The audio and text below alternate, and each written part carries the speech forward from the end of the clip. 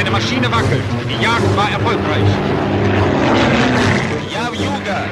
One of the largest air battles of the Second World War took place in spring 1943 in the sky over Kuban. After the defeat in Stalingrad, the German troops were pushed back to Rostov and were partially consolidated on the Taman Peninsula.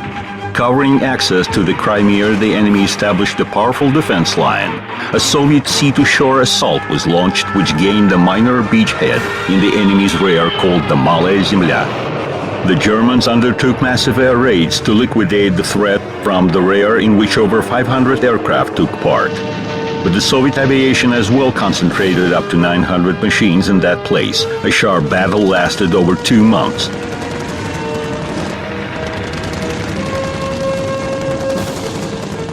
It was there that the breakthrough in the struggle for the air superiority commenced. The main role in the battle for Kuban was played by the Soviet fighters of the new generation. Fighters. The Stormy Years. Moscow, spring 1939. A big conference on aviation is held in Kremlin. The war in Spain has just ended, where the Soviet fighters fought against a new counterparty, the German Bf-109 fighter designed by Willy Messerschmitt. This high-speed monoplane, equipped with a liquid-cooled engine, had an excellent aerodynamics. Military experts were very impressed by this aircraft. In result of the conference, assignments were issued to several design groups to build new fighters. However, out of a dozen of experimental aircraft, only 3 machines went into mass production. The design bureau of Alexander Yakovlev spent less than a year to design E-26 aircraft. It was equipped with the M105 1100 horsepower engine. This liquid-cooled engine was developed by a group of Vladimir Klimov. It had a relatively small cross-section, providing the fighter with a lesser drag. In January 1940, test pilot Yulian Piankovsky took the aircraft into the air. The start of the factory tests were hopeful. However, 3 months later, the first flight prototype got into a wreck. Yulian Piankovsky died. Flights continued on 2 other prototypes, and soon E-26 was passed over for the state tests. However, before their completion, and in spite of numerous defects, it was decided to put the aircraft into mass production. Almost together with the Yakovlev's aircraft, E-301, a fighter designed by Semyon Lavochkin, Vladimir Gorbunov, and Mikhail Gudkov, was put on tests. E-301 was equipped with the same engine as the E-26. The so-called Delta wood, the pressed veneer saturated with phenol resins, was used in the aircraft construction. This material was heavier than wood, but had better strength, water resistance, and practically did not burn. In the end of March 1940, the dark cherry-polished and sparkling E-301, nicknamed by the airfield jokers a grand piano, made its first flight. The aircraft was taken off by test pilot Alexei Nikashin. In the same days, another new fighter went into flight tests. The E-200 altitude high-speed interceptor was designed by Artyom Mikoyan and Mikhail Gurevich. The fighter was equipped with AM-35A engine designed by Alexander Mikulin. This engine was aimed for long-range bombers and had huge power, and although it was rather heavy for a fighter, it managed to provide the designed altitude characteristics. The tests of the new aircraft were conducted by test pilot Arkady Yekatov. The sample fighter reached a speed of 650 kilometers per hour and became one of the fastest aircraft of that time. The practical ceiling of 12,000 meters was impressive as well. In comparison with E-153 and E-16 Polikarpov's fighters already in service in the Red Army, the new aircraft had maximum speed of 120-150 kilometers per hour more. This was reached thanks to more powerful engines and better aerodynamics. In August 1939, Germany and the USSR entered into a non-aggression pact. An agreement on economic cooperation was also signed, according to which Germany was supposed to supply samples of military technique to the Soviet Union. That's how in 1940 the brand new German aircraft appeared in the Soviet Union, with the Messerschmitt 109E among them. This aircraft underwent thorough analysis in the Scientific Institute of the Air Force. In result, a report was prepared in which it was outlined that the German fighter was significantly faster than E-16, but was in general 50 kilometers per hour slower than the new Soviet aircraft. The report emphasized technical perfection of the German fighter and that it was full of modern equipment and easy to control. Advantage of the German aircraft was that it was all made of metal. Due to lack of duraluminum, wood was used in the construction of the Soviet fighters, a more heavier material. But what to do? It was the only way to arrange mass production of the new machines. Serial production was performed in conditions of a tough time deficit. Factories could hardly keep up with the set plans, and hurriedness influenced the quality of the end product. Serial aircraft characteristics often did not reach the set project data. A parade in commemoration of the October Revolution was held on the Red Square on November 7, 1940. International situation is tense and fraught with any surprises. Germany military representatives are among the invited guests. E-16 fly over the Red Square. Audience already got used to them. All of a sudden, a group of 5 sharp-nosed fighters passes at full speed. They were the Yakovlev's E-26. According to the procedures set in those times, all fighters were identified by a letter E. However, in November 1940, a decree was issued ordering all aircraft to be identified by the names of their designers. Thus, E-26 became Yak-1, E-301 became Lag-1, and E-200 became MiG-1. Later modifications of the Lavochkin and Mikoyan aircraft were identified accordingly as Lag-3 and MiG-3. They had larger fuel reserve.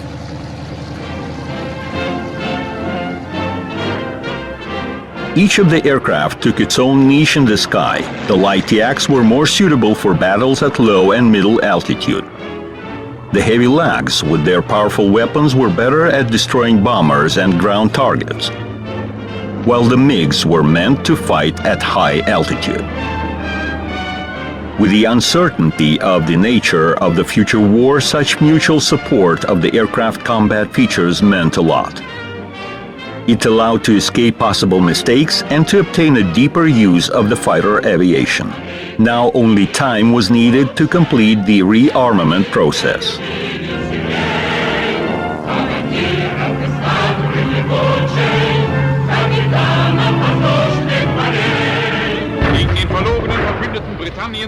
Year 1941, the June issue of the Deutsche Wochenschau. The German documentary film shows the first day of war on the Eastern Front.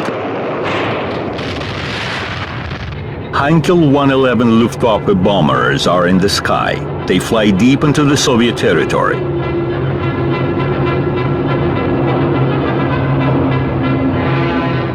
In those tragic days, the Soviet aviation suffered enormous losses. A lot of aircraft did not manage to even take off.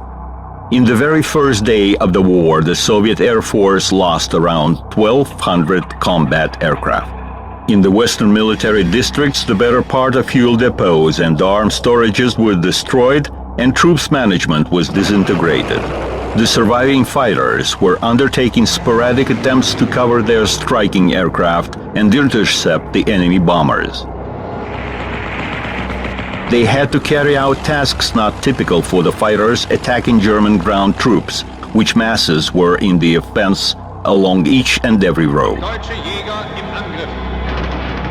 Ein bolschewistischer Verband ist gepackt. Der größte Teil dieser Maschinen wurde vernichtet. Right before the intrusion, Germany and its allies concentrated at the USSR border almost 5,000 combat aircraft, of which almost one-third were fighters. The Soviet Air Force had a significant numerical superiority.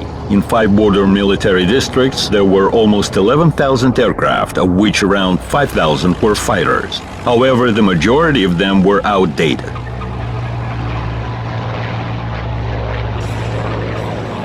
In spite of numerical superiority and intensive propaganda planting the idea of the Red Army's invincibility, officers and commanders feared to express any initiative in result of the wave of repressions that overwhelmed the country before the war.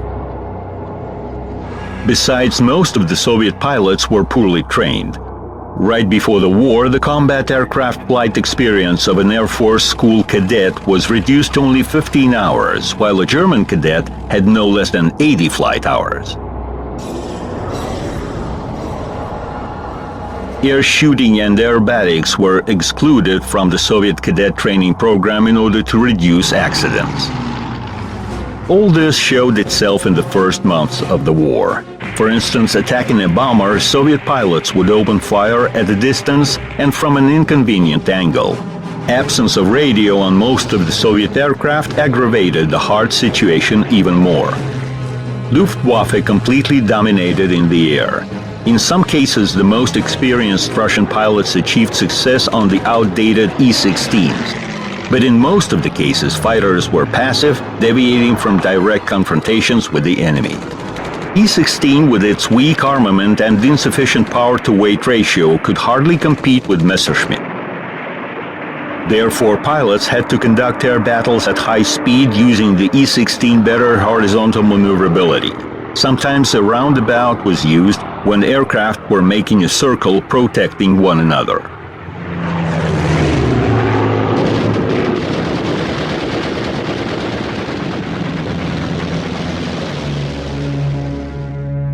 The Soviet aviation badly needed the fighters capable of countering the German Messerschmitt.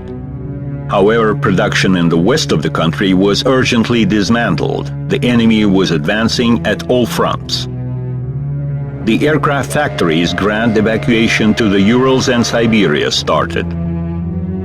Fighters' production in new places developed in extremely hard conditions.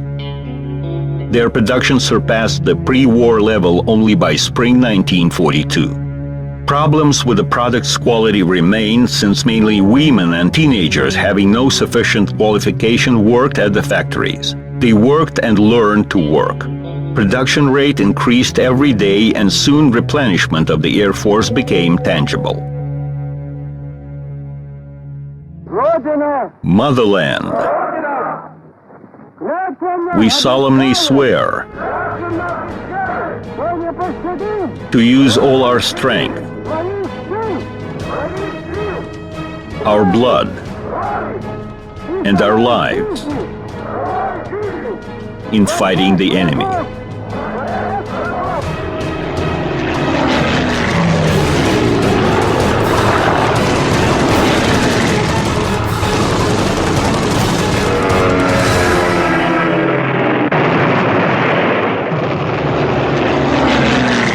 Deutsche Kampfgeschwader starten zum ersten Luftangriff auf Moskau. 1 month after the start of the war, Luftwaffe aircraft performed the first air raid on Moscow. Almost 250 bombers were involved in it.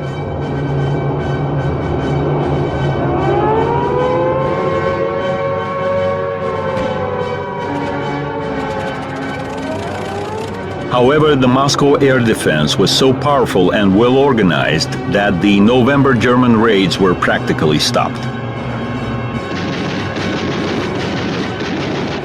The new Soviet fighters played an important role in this confrontation.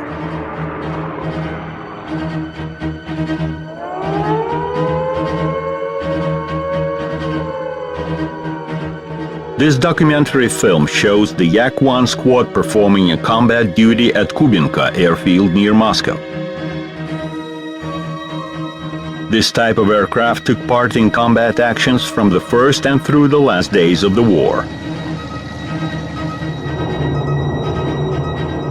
Of all fighters of the new generation, Yak-1 was the most light and maneuverable. Pilots valued it since it excused even very rough piloting mistakes. Among Yak's deficiencies was the one-piece wing, which complicated aircraft operation, transportation, and repair. The fighter had a good armament of 2 rapid-firing Shkas machine guns and a 20mm Shvak cannon.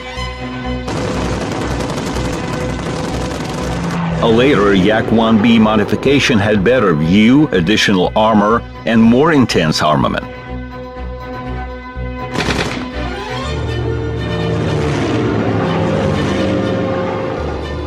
The first series of this aircraft were equipped with 5 machine guns. The central was soon replaced with a cannon.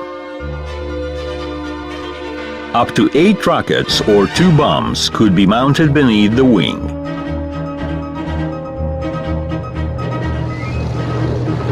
This fighter was most successfully used against bombers and at delivering ground attacks.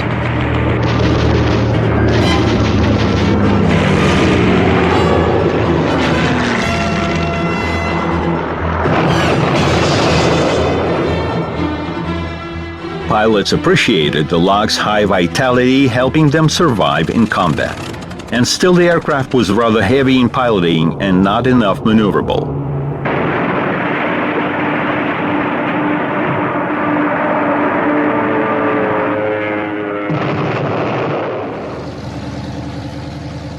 The MiG-3 advantage was that it could stay long in the air. It became important with the organization of the Moscow air defense.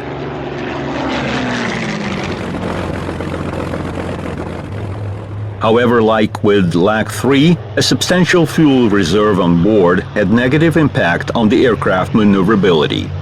At high altitude, it was superior than the German fighter. However, air fights were mostly conducted at middle and low altitudes where MiG had no advantage. Besides, MiG was poorly armed. It had 2 Shkas machine guns of rifle caliber and 1 large caliber BS machine gun.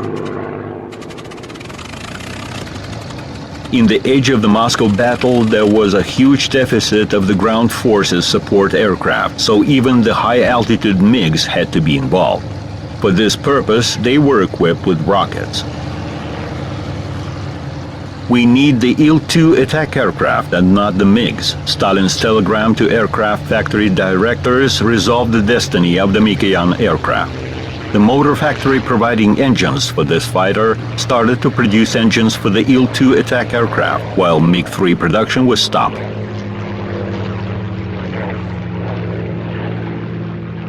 However, MiG-3 continued to stay in service until 1944 and left a noticeable track in the history of the Great Patriotic War.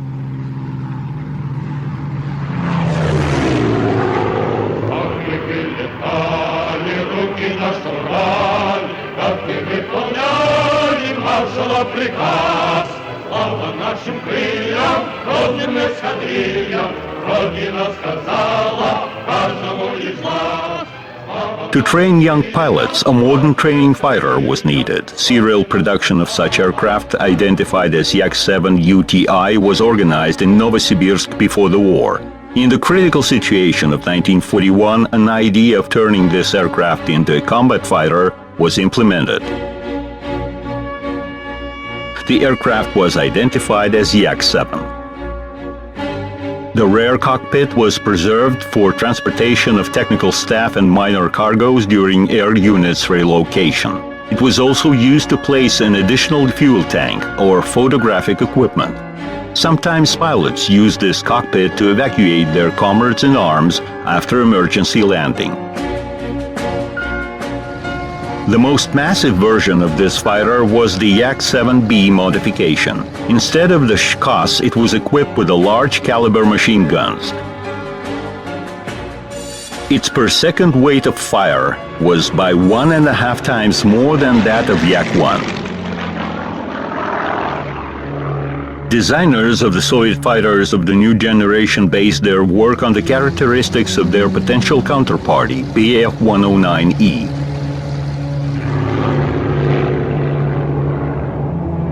However, in reality, they had to confront a more developed version of Messerschmitt Bf-109F, or Frederick as it was called. In comparison with Emil, the E modification Frederick had a more powerful engine and much better aerodynamic. Frederick differed from Emil by a more streamlined cowl and round-off wing tips.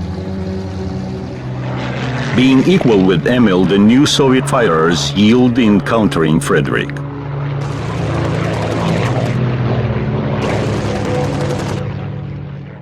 The tactics of protecting Moscow from the Luftwaffe bombers required the use of fighters which could barrage in the air for a long time. That's how the heavy two-engine PE-3 fighter designed by Vladimir Petlikov appeared. It was made on the basis of the PE-2 diving bomber in August 1941, just within 4 days. It should be pointed out that development of the two-engine fighters started before the war. They complied with the then-approved offensive doctrine, pursuant to which masses of bombers made the basis of the Red Army's air power. A long-range escort fighter was required for their protection, so the two-engine aircraft was most suitable for that purpose. Design bureaus of Polikarpov, Tairov, and Mikoyan were busy developing the escort fighter. These aircraft underwent tests already during the war. But reality changed priorities, and instead of advancing, we had to stay in defense, so the need for the escort fighters vanished by itself.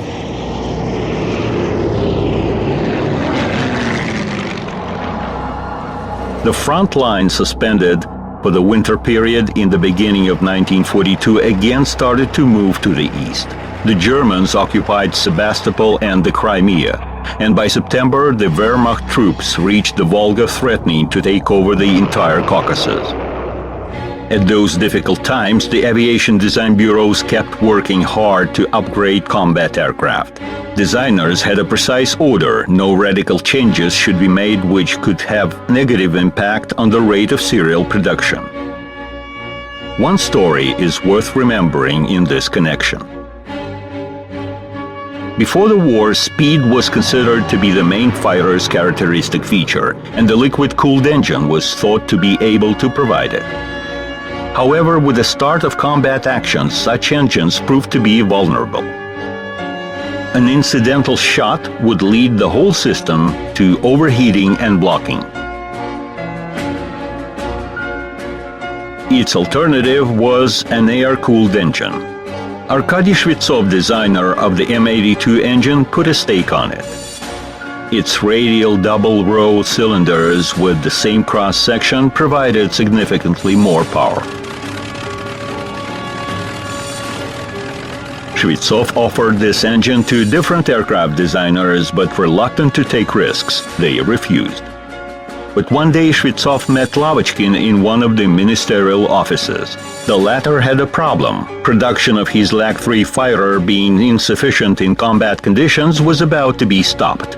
In order to defend his creature, Lavochkin disobeyed the ban and made a radical effort. He substituted the liquid-cooled engine by the Shvetsov's M82. Interesting enough, this initiative was performed within an extremely short term. Equipped with a new engine, this aircraft passed the state tests within just 5 flight days. Thus, the famous LA-5 fighter appeared in spring 1942.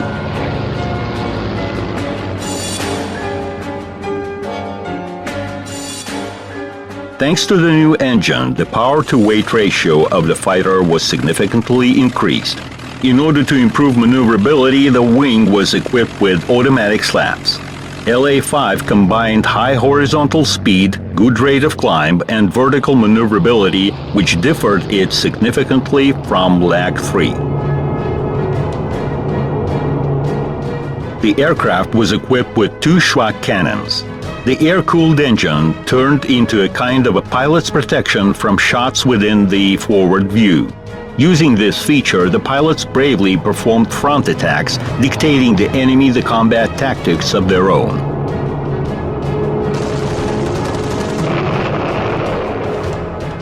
Production of the new fighter significantly increased, and already in autumn the first regiments of these aircraft appeared in Stalingrad. LA-5 was quickly appreciated by the combat pilots.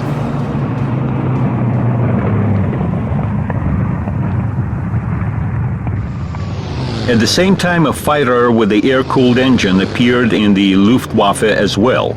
It was Focke-Wulf 190. The Soviet pilots called it the Fokker, although it had no relation to Antony Fokker's company producing fighters in the First World War. The aircraft was created by a German designer, Kurt Tank. The A4 modification of this aircraft was captured as a trophy in January 1943 and was thoroughly examined by the Air Force Research Institute. This training film was made in order to acquaint combat pilots with the new enemy. Focke-Wulf 190 is the first German fighter with the air-cooled engine. The Germans think it's a phenomenal aircraft. This aircraft had a perfect armory and a powerful armament, including 4 20mm cannons. It was a menacing combat aircraft and a serious counterparty to the Soviet fighters. It had advantage in the power unit control as well. A combined automatic control panel reduced the amount of levers. The pilot needs only a throttle control lever. It was more complicated to control the Soviet fighter. First set the required speed with the throttle, then use control lever to conform propeller with the set speed, and if the speed changes due to propeller weighting, then adjust it once again with the throttle. Both Yakovlev and Lavechkin were totally engaged in serial production. However, other designers whose aircraft were not put into production and who had enough time to create new fighters continued their work as well. Nikolai Polikarpov, for instance, was busy upgrading his E-185 fighter. The aircraft made its first flight before the war on January 11, 1941. In spring, it was equipped with the most powerful Soviet air-cooled engine designed by Shvetsov. It had 2,000 horsepower. These are the only snapshots where you can briefly see this perspective aircraft.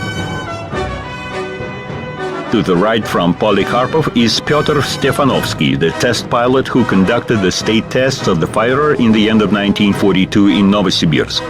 The aircraft showed excellent characteristics and was way much faster than any other fighter of that time. However, M71 engine was not put into production. Then Polikarpov designed the E-185 version with the M82 engine.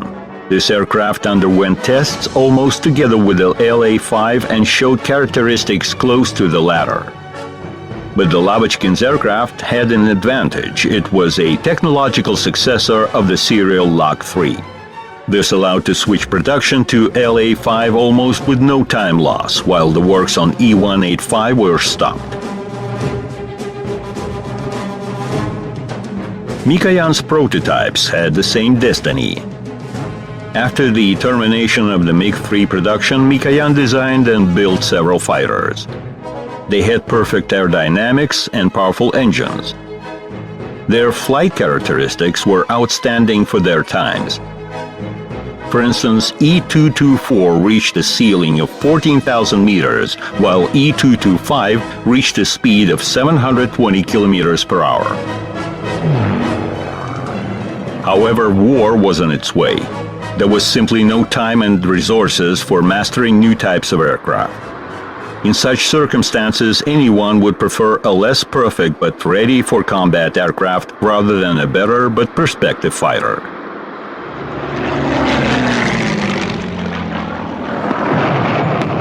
The battle for Stalingrad became a breakthrough in the history of the Second World War. It was there that in 1942 the most mass-produced Yak-9 Soviet fighter appeared.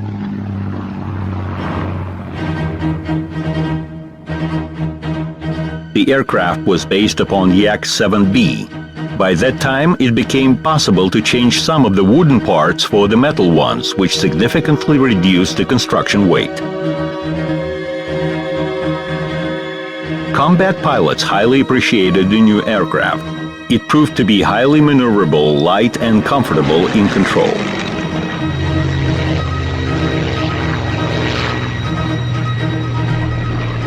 Its maximum speed at low and medium altitudes was higher than of Messerschmitt 109F, but inferior to the Gustav modification of the latter, which also appeared at Stalingrad for the first time. It had a more powerful engine, and by that time it became the fastest fighter at the Eastern Front. However, it gave way to Yak in maneuverability. The Yak production constantly grew. For instance, one of the factories was producing up to 20 such aircraft per day. However, such rush caused problems. On the eve of the historic Kursk battle in June 1943, a large number of fighters were suspended from flights due to several cases of the wing plywood cover rupture. Pilots died in accidents. The design bureau repair teams had to urgently eliminate this defect right at the front.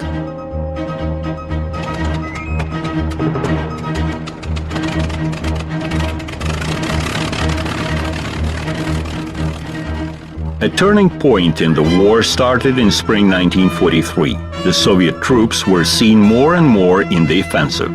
This general tendency found its reflection in the aviation. The Soviet troops were advancing to the west faster and faster. Ground services could hardly prepare airfields on the return territories. Therefore, there was a need for a fighter with a larger flight range. A modification of the Yak-9D with the enlarged fuel tank's capacity started to appear in the Air Force units in the first half of 1943.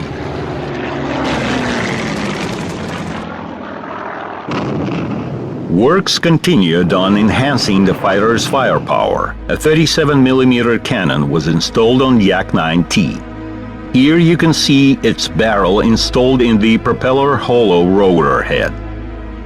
From a distance of half a mile, its projectiles were piercing 30mm tank armor. The letter T in the fighter's identification meant anti-tank.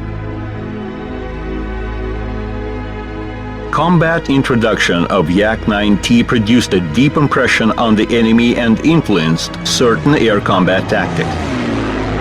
So far meeting Yaks, the German Focke-Wulfs were eager to perform frontal attacks. But when they realized how destructive the Yak-9T fire was, the Germans started to escape attacking any Yakovlev's aircraft, since in the air it was difficult to tell one modification from another.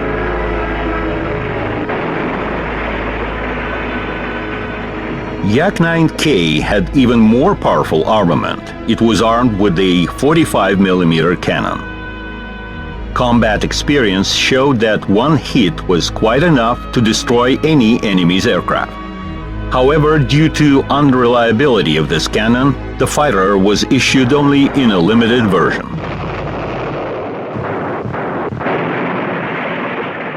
Another modification was the Yak-9B fighter bomber. It could carry up to 400 kilos of bombs, just like the Il-2 attack aircraft.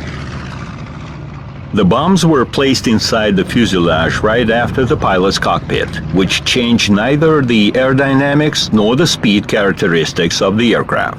Absence of an adequate bomb sight reduced the bombing efficiency. Therefore, only one air division was equipped with such aircraft.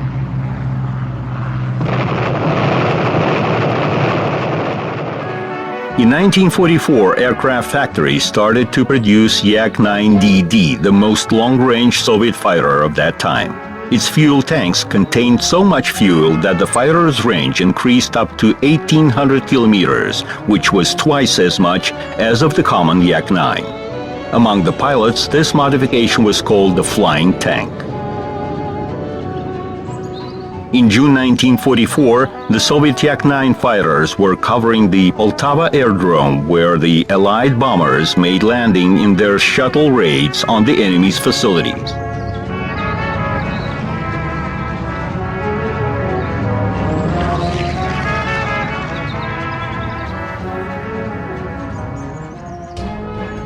The most radical modification, Yak-9U, was introduced in the end of 1944.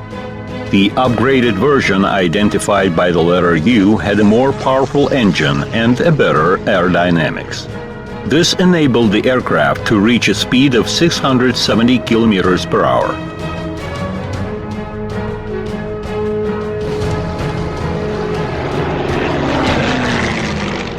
Yak-9 became the most mass-produced Soviet fighter. During the war years, its production, including all modifications, amounted to 15,500 aircraft. The best proof of the high appreciation of the Soviet fighter could be the words of the German ace Gerhard Backhorn, who said, "I fought against all types of the Soviet aircraft, including those sent by Lend-Lease. I think the best was Yak-9.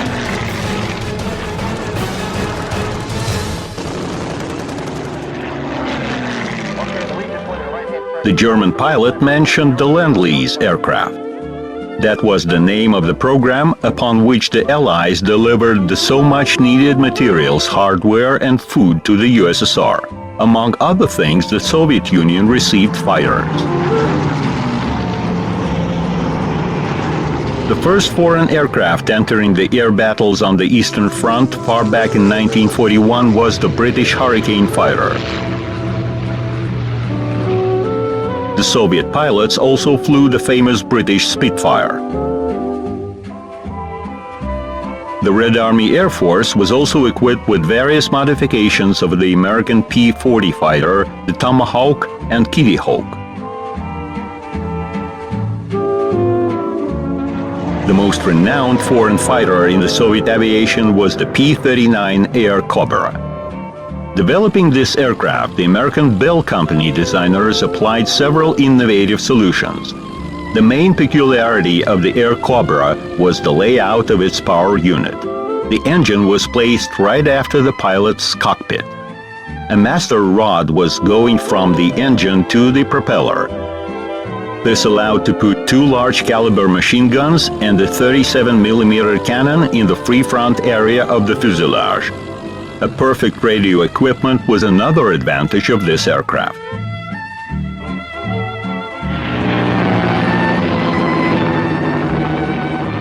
However, Air Cobra was easy spinning but was hard to get out of the spin.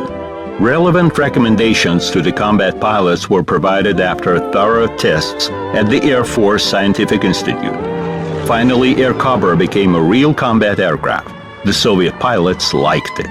It was easy to control and quite accessible for the pilots of medium qualification. The soon-to-be three-times hero of the Soviet Union, Alexander Pokryshkin, also flew Air Cobra. He was author of the famous air battle formula, altitude, speed, maneuver, fire. Air Cobra capabilities, its power-to-weight ratio, and firing power helped developing new vertical combat tactics.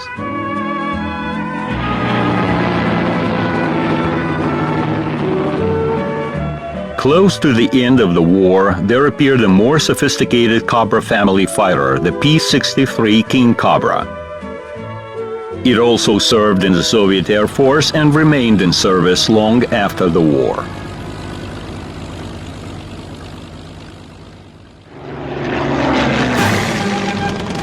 In spring 1943, one of the decisive fights for the air superiority was the air battle in the sky of Kuban. Sometimes there were up to 40 air fights a day within a range of 30 kilometers involving up to 80 aircraft on each side. At that time, the enemy noticed appearance of the new Soviet modification of La-5 without the post-cabin fairing. It showed higher combat characteristics and proved itself equal with the German fighters. That was the La-5F with a forced engine. A better view from the cockpit and availability of the front and back armored glass differed this aircraft from the previous modifications. In the sky of Kuban, the German aviation had the latest modifications of Messerschmitt and Focke-Wulf. But the Soviet aviation was no more confused and amateurish as it was 2 years ago.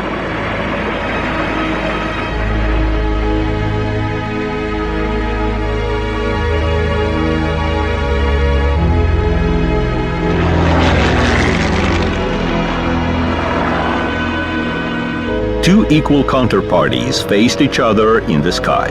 In combat actions, the pilots operated their aircraft at full throttle, and there were huge stress loads upon themselves. In order to assess the pilot's ability to control air situations, several experiments were conducted on a specially prepared LA-5 fighter of the Flight Research Institute. These snapshots were made during one of those flights. In the cabin is Sergei Anokhin. Behind him, we can see accelerometers showing G-forces. 9G is almost the endpoint for the abilities of both the man and the aircraft.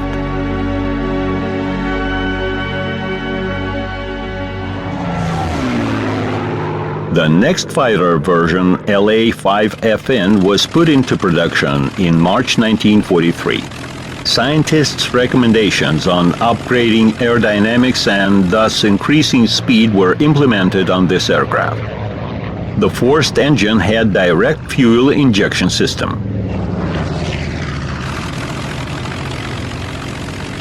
The mass use of this fighter started at the Kurskaya Duga battle, where Soviet pilots were opposed by the German Focke-Wulfs. Both aircraft already met in the airfights, and that's where the stakes were put on them. Tough battles showed that in spite of all its advantages, Focke-Wulf 190 was inferior of LA-5FN. The Soviet pilots noticed that it was easier to fight against a Focke-Wulf rather than against a Messerschmitt. The Germans knew that as well. Until the very end of the war, Messerschmitt 109 remained the main Luftwaffe fighter.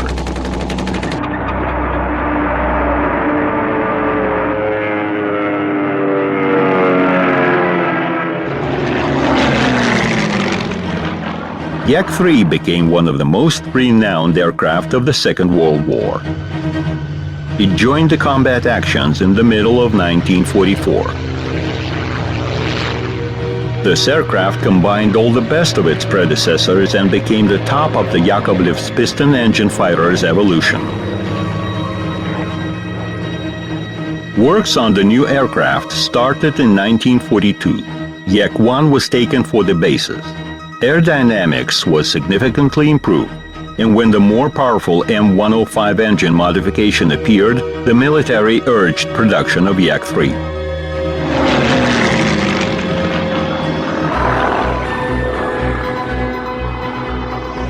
The aircraft had perfect controllability and was very easy to fly. It had no match in maneuverability. It would have been an excellent fighter if not for its relatively minor fuel capacity.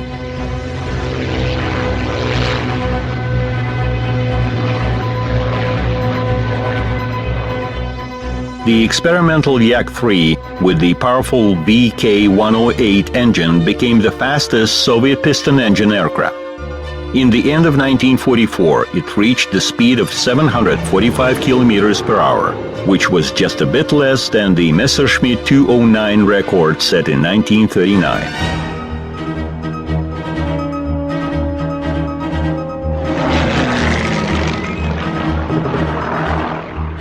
The French pilots of Normandy and Emmen flew Yak-3 in the last 10 months of the war.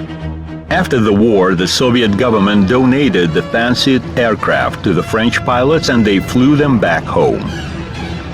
40 fighters served in the French Air Force without a single accident until 1956. This Yak-3 is placed in the Paris Museum of Aviation as a symbol of the Soviet-French unity in fight against fascism. Together with the Yak-3 development, Air Force units started to receive LA-7, the most advanced Lavochkin fighter of the wartime.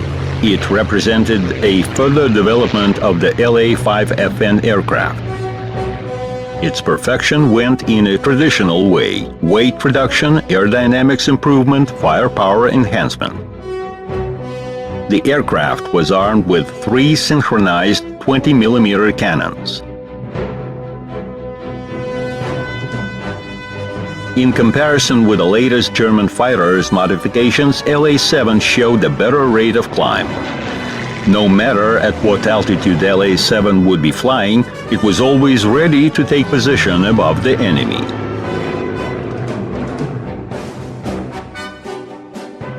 The new aircraft went to the Guards regiments in the first place. The ace pilot Ivan Kozhedub, fighting in one of such regiments on the new fighter, brought down 17 German airplanes, including the Messerschmitt 262 jet aircraft.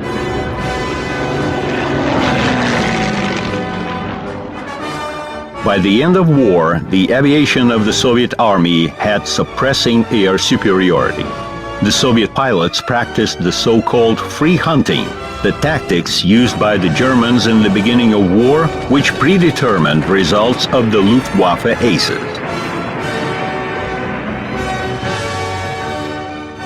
The war in Europe ended with the seizure of Berlin, and in this last battle the fighter pilots played a significant role. It was a victory not only for the front, but for the rear as well. During the war times, the Soviet industry produced over 60,000 fighters.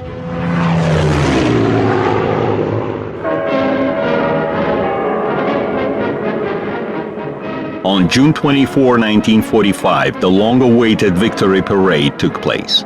That day, the hero pilots split. Some of them were waiting in the cabins of their aircraft for a takeoff order, but the order did not come. Due to bad weather, the air parade was not performed. The others, paying no attention to the rain, marched through the pavement of the Red Square. The country admired its hero.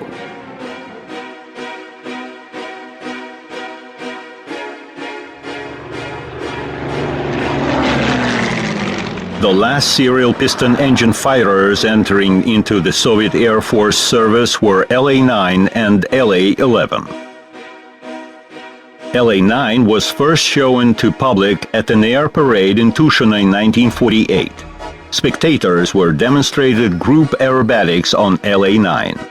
The all-metal LA-9 possessed high characteristics thanks to improved aerodynamics. In the first place, this was achieved through the application of the wing laminar profiles, which reduced aerodynamic drag. The aircraft had an impressive armament of 4 23mm synchronized cannons. For the first time, the Soviet fighter obtained advanced radio navigation equipment, including the fixed-loop radio compass and the friend or foe identification equipment. LA-9 was accepted for service in 1947. At the same time, the first jet fighters started to appear in the aircraft units. However, they were not yet reliable, had minor flight range, and required good airfield. So when in the second half of the 40s the Arctic Ocean was turned into a confrontation arena between the former Allies, the piston engine Lavochkin fighters were brought into action. The shortest route for exchanging bomb attacks between the Soviet Union and the United States went through the Arctic Ocean. Development of ice aerodromes started there, from which heavy bombers were supposed to take off carrying nuclear charges against America. On the opposite side of the North Pole, Americans conducted the same activities. Therefore, fighters were also based on the ice aerodromes. Their main task was to protect those fields from air attacks and to intercept American bombers. LA-9 exactly suited this role. It only needed an extended flight range. That's how the LA-11 fighter appeared. It had a fuel capacity that could provide it with a range of 2,500 kilometers. It could perform a record-long stay in the air for 7 hours. And again up in the air, once again to the north. The Soviet combat aircraft keep an unbreakable front line. They approach the North Pole. The roaring engines wake up the sleeping polar desert.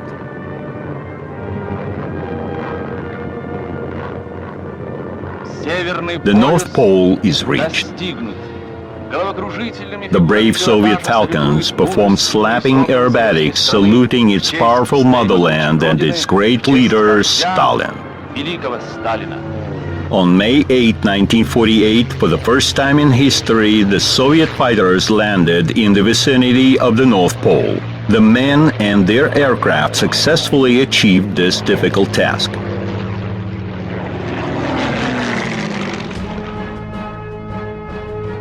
In the years of war, the piston engine fighters reached the top of their perfection. The maximum speed of serial aircraft increased by an average of 100 kilometers per hour. But progress demanded to fly even faster. And now these piston engine beauties, having approached their speed limit, were inevitably supposed to give way to the new jet fighters capable of stepping beyond the limit. The era of jet aviation was about to start.